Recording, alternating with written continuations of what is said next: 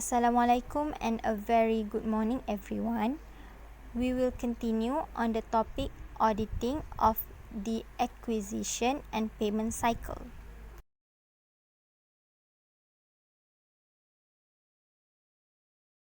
In this topic, the main goal is to make sure that the goods and services acquired, along with any cash disbursements, are presented fairly and comply with general accounting standards.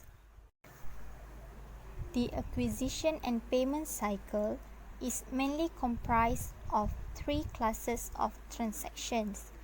The first class is the acquisition of goods and services, which includes the acquisition of things such as raw materials, equipment, supplies, utilities, repairs and maintenance, and research and development. Once we acquire assets, we need to pay for them, so we will have cash disbursement. This cycle is mainly about incurring payables and paying off those payables with cash. The last one is purchase returns and allowances and purchases discounts cycle. Sometimes we might have to return some of the items, or the vendor might give us some type of allowance, or we get purchase discounts when we pay within the discount period. Now, what are the accounts involved in this process?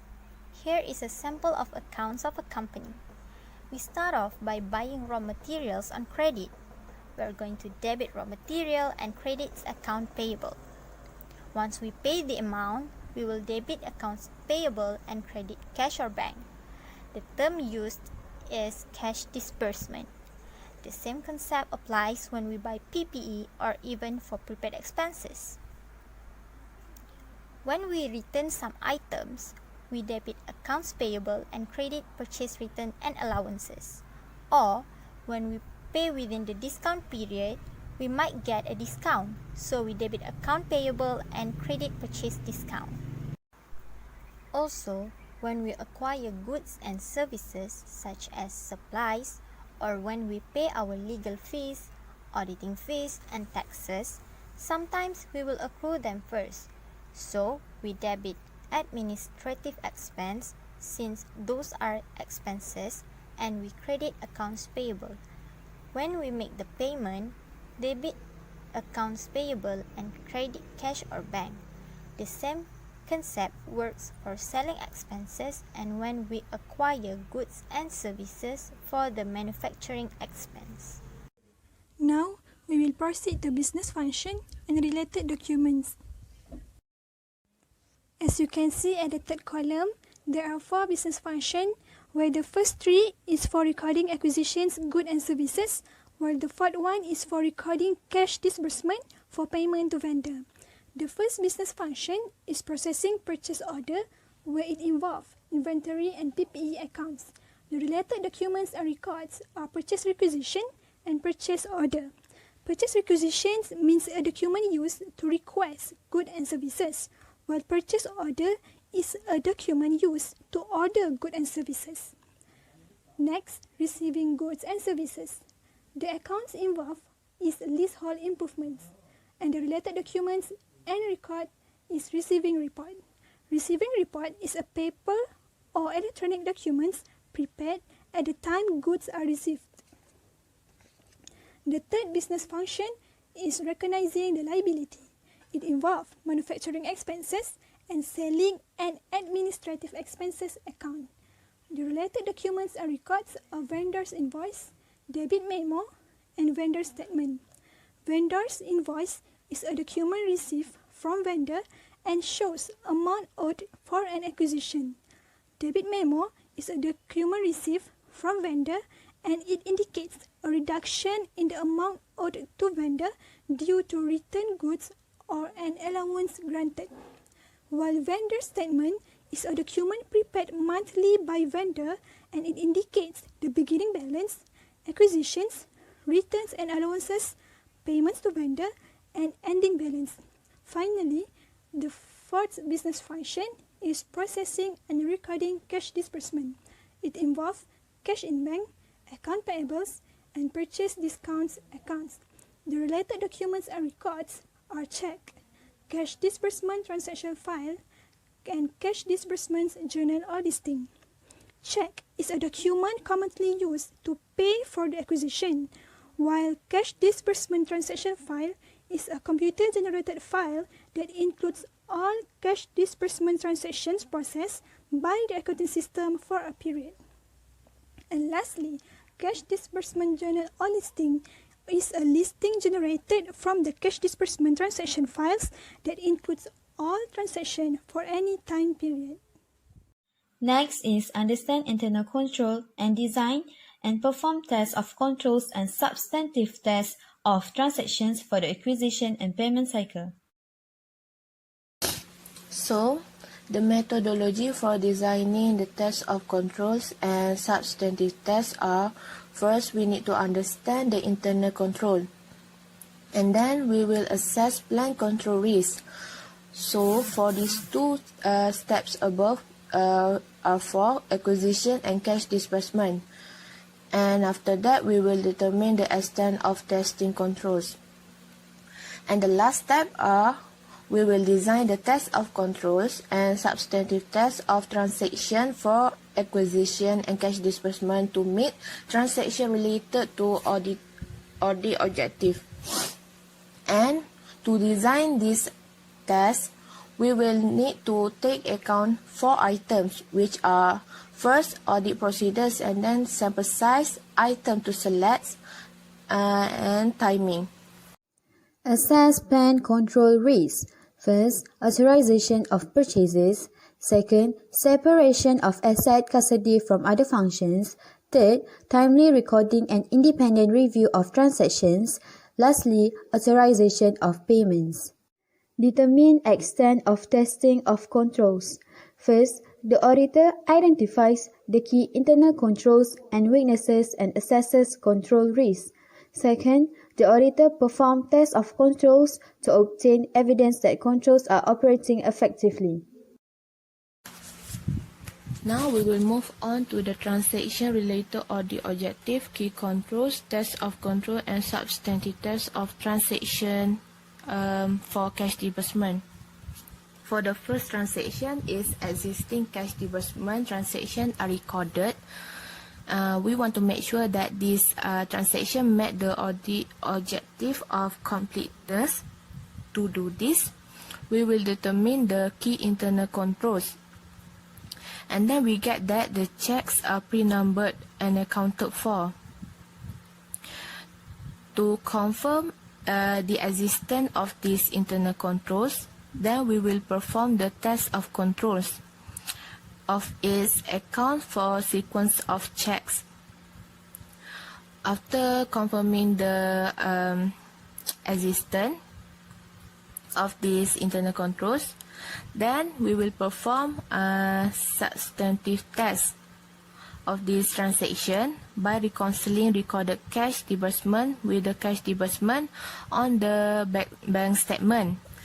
The reason why we perform this substantive test are because we want to make sure all the documentation like the checks, account, and the cash disbursement are free of any fraud and error.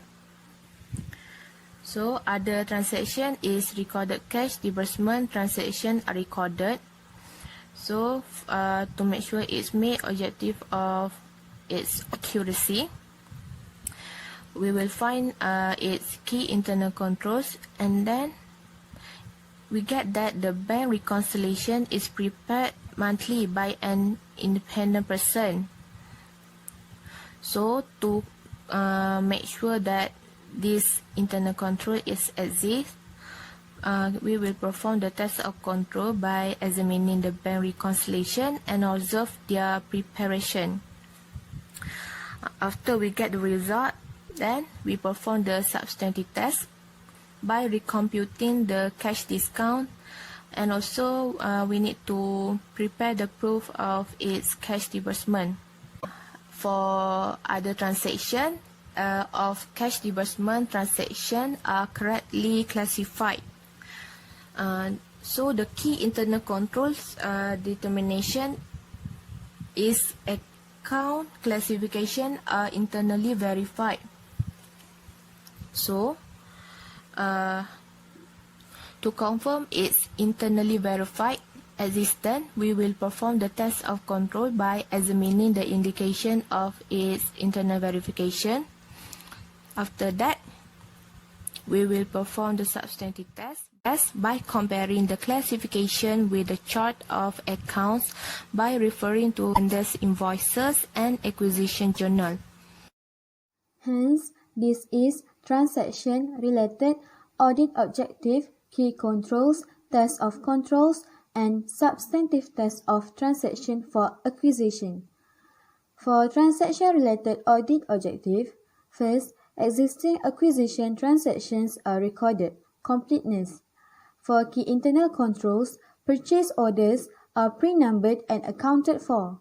For common test of controls, account for a sequence of purchase order. For common substantive test of transaction, trace from a file of receiving reports to the acquisition journal. Second, recorded acquisition transactions are accuracy. For key internal controls, calculation and accounts are internally verified. For common test of controls, examine indication of internal verification. For common substantive test of transaction, compare recorded transaction in the acquisitions journal with the vendor's invoice, receiving report, and other supporting documentation. Lastly, acquisition transactions are recorded on the correct dates, timing. For key internal controls, dates are internally verified. For common test of controls, examine indication of internal verification. For common substantive test of transaction, compare dates and receiving reports and vendors' invoices with dates in the acquisition journal. This table shows the analytical procedure for the acquisition and payment cycle. As we all know that an analytical procedures are involving analysis of relationship between financial and non-financial data. This involves investigation of identified variances and relationships that seem inconsistent with each other or with other available audit evidence. For the first analytical procedure of comparing acquisition-related expense accounts balance with prior years, there will be possible misstatement in the accounts payable and expense. Second, when auditor reviewing list of accounts payable for unusual, non-vendor and interest-bearing payable, the auditor must take note for any possible misstatement in the classification for non-trade liabilities. Next, in the procedure of comparing the individual accounts payable with previous year, there may be error like unrecorded or non-existent accounts or misstatement. And also, when the auditors calculate the ratios of the entity's financial data, they need to look through for any unrecorded or non-existent accounts or misstatement too. So, if tests of control and related substantive tests of transactions show that controls are operating effectively, therefore, the auditor is likely to reduce tests of details of balance for account payable. Methodology for designing tests of details of balance for account payable. Because all acquisition and payment cycle transactions typically flow through accounts payable, this account is critical to any audit of the acquisition and payment cycle. Account payable are unpaid obligations for goods and services received in the ordinary course of business. Account payable includes obligation for the acquisition of raw materials, equipment, utilities, repairs, and many other types of goods and services that were received before the end of the year. Most account payable can also be identified by the existence of vendors' invoice for the obligations. Phase 1. Identify client business risks affecting account payable. The recent focus by many companies on improving their supply chain management activity has led to numerous changes in the design of system used to initiate and record acquisition and payment activities. It also increased focus on improving the logistics of physically moving inventory throughout a company's distribution chain may increase the difficulty of establishing effective cut-off of account payable balance at year-end. Therefore, the auditor needs to understand the nature of changes to this system to identify whether the client business risk and related management control affect the likelihood of material misstatement in account payable. Phase 1. Set tolerable misstatement and assess inherent risk for account payable. Like account receivable, a large number of transactions can affect account payable. The balance is often large and made up of a large number of vendors' balance, and it is relatively expensive to audit the account. For these reasons, auditors typically set tolerable misstatement for accounts payable relative high. For the same reasons, auditors often assess inherent risk as medium or high. They are especially concerned about the completeness and cut-off balance related audit objective because of the potential for understatement in the account balance. Phase 1. Assess control risk for the acquisition and payment cycle. Phase 2. Design and perform tests of control and substantive tests of transaction for the acquisition and payment cycle. Actually, Phase 1 and Phase 2 are related. The auditors need to assess control risk based on an understanding of internal control. The auditor's ultimate substantive tests depend on the relative effectiveness of internal control related to account payable. For example, first situation. The client has highly effective internal control over recording and paying the acquisition. All the receipt will be kept and put at the account payable master file. Individual account payable balance in the master file are reconciled monthly with vendor statement, and computer automatically reconcile the master file total to the general ledger. Therefore, the auditor need less effort to verify the account payable, and auditor conclude that the internal control are operating effectively. Situation 2. Assume that the client defers recording acquisition until cash disbursement are made, and bills often paid after the due date. So, the extensive tests of account payable are necessary to determine whether account payable is correctly restated on the balance sheet date. Phase 3. Design and perform analytical procedures for account payable. Analytical procedure is important especially for uncovering misstatement in account payable. Because of double entry accounting, a misstatement of an expense account usually also results in an equal misstatement of account payable. Therefore, it is important for the auditor to compare the total current expenses with prior year to uncover misstatement of account payable and in the expenses account. Phase 3. Design and perform tests of details of account payable balance. The overall objective in the audit of account payable is to determine whether the account payable is fairly stated and properly disclosed.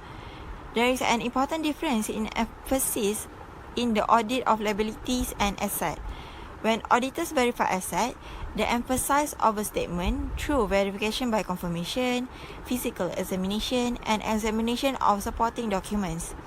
The opposite approach is taken in verifying liability balances. That is, the main focus is on understated or omit liabilities. So, for the next slide, we will discuss about balance-related audit objective and test of details of balance for account payable. We will use some balance-related audit objective that apply to verifying account receivable. There is only few that we list on the slide. So, for more objective, you guys can open textbook page 584. So, first, existing account payable are included in the accounts payable list. So, the common test of details of balance procedure is to perform out-of-period liability tests. These are essential audit tests for account payables. Next, account payable in the account payable list are accurate. So, the common test is to perform out-of-period liability tests too. These procedures for accuracy is understatement rather than omission. Next, the company has an obligation to pay the liabilities included in the account payable. The common test is to examine vendor statement and confirm accounts payable. It is normally not a concern in the audit of accounts payable because all accounts payable are obligations. Since there are objectives that use this common test, so this is the procedure for out-of-period liability test. First, examine underlying documentation for subsequent cash disbursements. which is examine supporting document. Second, examine underlying documentation for bills not paid several weeks after the year end. It is done for unpaid obligations near the end of audit. Third, trace receiving reports issued before year end to related vendors' invoices, which is to make sure that they are included in account payable. Next, trace vendor statement that show a balance due to the accounts payable trial balance, which is to maintain the client file of vendor statement to trace statement that be included in account payable. Lastly, send confirmation to vendors with the client does business. Occasionally, test vendors omitted from account payable list, omitted transaction, and misstated account balance. Thank you for watching.